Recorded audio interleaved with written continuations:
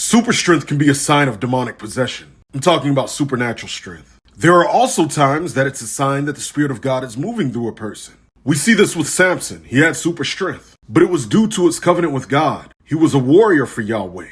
I gotta make another video on this. But then there are other times that it's satanic in nature. As you can see here with the demon-possessed man in Mark chapter 5. There was a demon-possessed man that was bound by an unclean spirit. He had his dwelling among the tombs and nobody could bind him, not even with chains. Because he had often been bound with shackles and chains, and the chains had been pulled apart by him and the shackles broken in pieces, neither could tame him. The Spirit of God or demons can activate something in the human being called hysterical strength, which is typically prompted by a life-threatening situation. When you read about the demon-possessed man in Mark chapter 5, he dealt with fear, he dealt with anxiety. You could tell just by the way that the demons would speak out through him. Torment, by the way he cut himself. So in his mind, he was always in a life-threatening situation. So demons would supernaturally influence his physical body by inducing their spiritual power into his hysterical strength to be able to do things like that. So if you see a person when they get angry, and I don't mean righteous anger,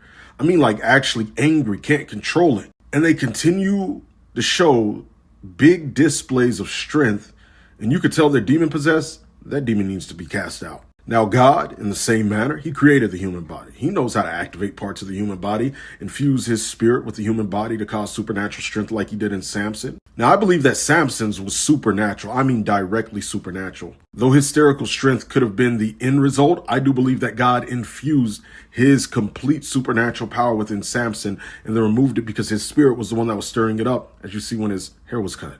That supernatural strength ceased until he cried out to God for one last time. So though hysterical strength could have been the end result, I believe that the chunk of it, when God worked with him, was God's supernatural strength himself. Hit follow for more. The deadline is hours from now. If you want to learn more about how spirits blind the minds of individuals, regional spiritual warfare in the Bible, exploring the Prince of Persia, the Prince of Greece, Legion, and a lot more, we're doing a 3-day class starting tonight on this subject. How Egyptian gods and Greek gods are in connection with the fallen angels. Counteracting arguments from atheists and many others. Click the link in my story or bio to join this month's class. It's pre-recorded. You can watch at your convenience. The only thing that is live is the 30-minute Q&A. That's first come, first serve, all right? It's freely included with this, so bring your questions.